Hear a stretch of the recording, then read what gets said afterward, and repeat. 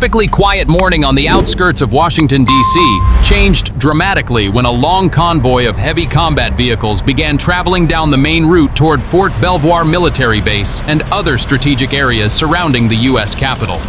The roar of M1A2 Abrams engines echoed, shattering the silence.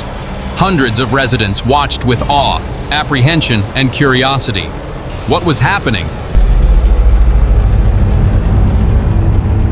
The U.S. Department of Defense called this movement part of Operation Steel Resolve, a strategic mobilization launched in response to escalating global threats, particularly from the East. Many believe this was a clear signal to Moscow. America was ready.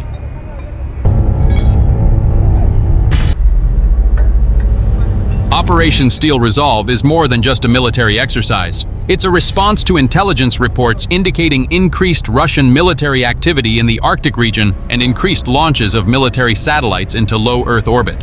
The Pentagon responded by constructing a defensive shield starting from the innermost line, the capital.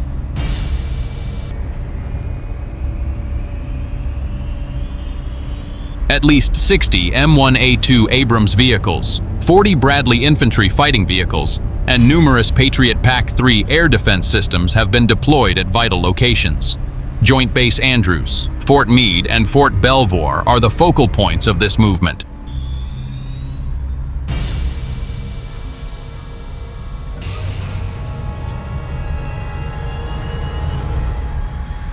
Major General Thomas Caldwell, a spokesman for U.S. Strategic Command, stated that this is more than just a defensive measure.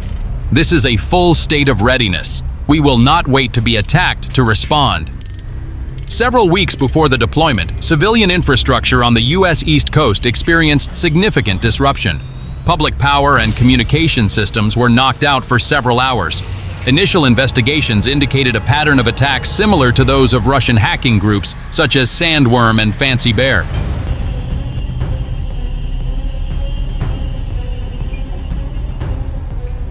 NSA Director Vice Admiral Rebecca Hastings stated in a closed-door Senate hearing that we are in the early stages of an unconventional conflict that strikes directly at the heart of our systems.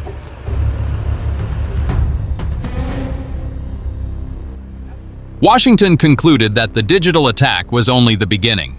The physical mobilization was a precaution against the possibility of sabotage or a broader hybrid attack.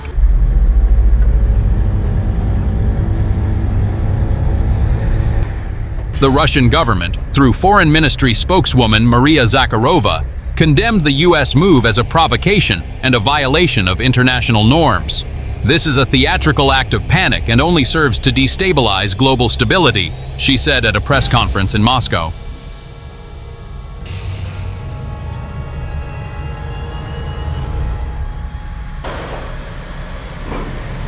However, the White House did not remain silent. U.S. President James R. Whitaker, in a speech in the Rose Garden, asserted that America will not back down in the face of intimidation. We will protect our people and our allies with all our might.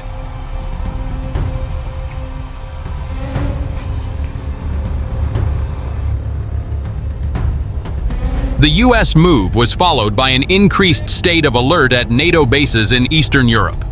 U.S. forces in Poland and Estonia began increasing joint patrols with local militaries. The UK, France, and Germany also sent special forces to strengthen their presence in the Baltic region.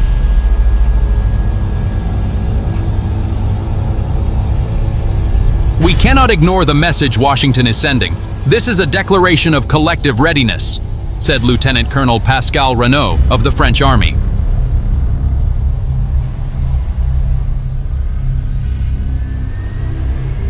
Military analysts such as Professor Harold Kinley of the Harvard Kennedy School called the tank deployment in Washington a demonstration of internal force. That is, to show that even if an enemy were able to attack the U.S. domestically, the response would be immediate and harsh.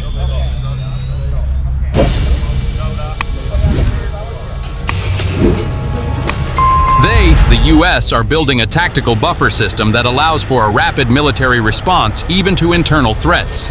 This is very new in U.S. military doctrine, Kinley said.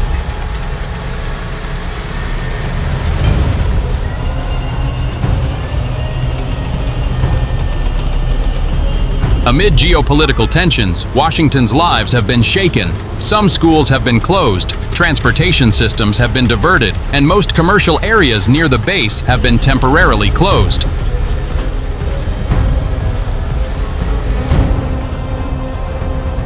However, public sentiment is divided.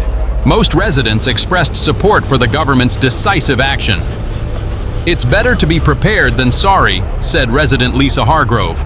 Meanwhile, anti-militarization groups like Peace Watch have held peaceful demonstrations, voicing concerns about the potential for unnecessary escalation.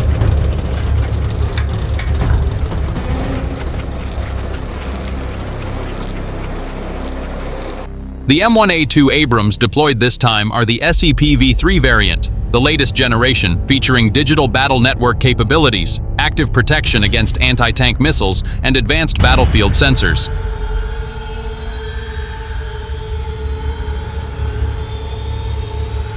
Furthermore, airborne communications and surveillance systems have been enhanced through RQ-4 Global Hawk aircraft and military satellites that can provide real-time information. The Pentagon officially stated that the Overwatch AI system has been activated to support all deployed ground combat units.